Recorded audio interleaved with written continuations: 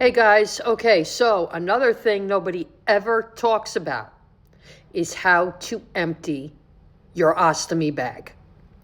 I know there is, forgive me for not remembering her name, but she has shown how to empty an ileostomy bag. I'm going to show you how to empty a colostomy bag. Hopefully I'll be able to do this one-shot deal on a straight run. Okay, so you got your ostomy bag. Let's seal this up first.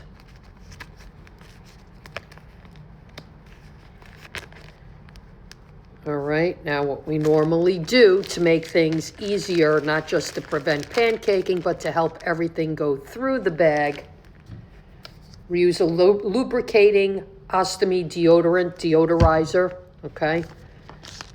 And it not just deodorizes, but it also helps everything to move through the bag to the bottom of the bag to make it easier to remove. Now, so I put some in, and obviously we're going to mush it around.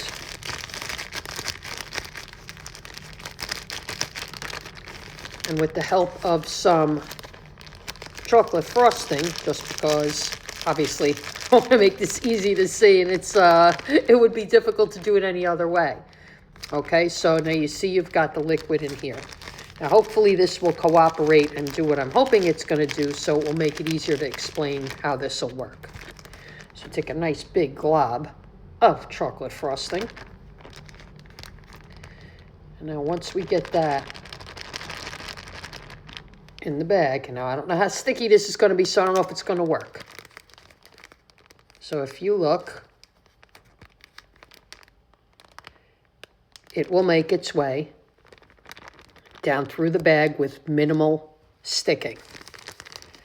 Now, obviously, normally it will have, there we go, okay? So you see how that went down, right? All right, now, you see that this is Velcro at the bottom. Now, where most people run into a problem is, obviously there's always going to be some up here that is going to stick. Okay, there's nothing we can do about that. But when you open the Velcro at the bottom of the bag, now everybody thinks, oh, this is going to be easy. The poop is just going to come out of the bag. Yeah, no, it doesn't work that way. Because you see, I can ching, ching, ching, and it'll make its way down. But it's going to need some help. Now you see, it actually is making its way down. So normally what we do while we're sitting over the toilet, some people sit forward, some people sit backward. Now, once this is open, normally the way I do it is I squeeze it down through the bottom. Okay? I'll turn it back around. So literally, just like this, squeezing it into the toilet. Now, so you're going to have some at the bottom, so you're going to squeeze, obviously, without getting your hands too close, okay? Now, you see there's some left in here, okay? So you're going to want to get as much as you can out of this part. And then you are going to take your toilet paper. I'm just going to fold this over for purposes of showing it to you, okay? So you're going to take your toilet paper and you're going to, just on that bottom piece, you're going to kind of pinch it and get as much out of that bottom. You see how there's nothing in here? You're squeezing, nothing's coming out, okay? Now, again, for purpose of showing this to you, I'm not that attached to anything. I'm going to flip this over because now once you're done with that part, all right, what you're going to do is while you're sitting there, your fingers are clean because this has already been wiped off. It's been wiped, it's been cleaned out. So now you're going to pinch with your fingers and you're going to push this part because it's only very little. And you're literally going to push it just back down so that it's to here. Now, the reason why we do that is because we've got to fold this back up. okay? Now, when I fold it, I now have to put the Velcro here, and I've got to pinch it. Now, if you see this here, what do you think that is? It's a little bit of output that's going to be left in there. So you want to make sure you keep that to a minimum so that you're not going to splooge it anywhere, if you get my drift. And then you're just going to put your Velcro back up, give it a tack, and you're done.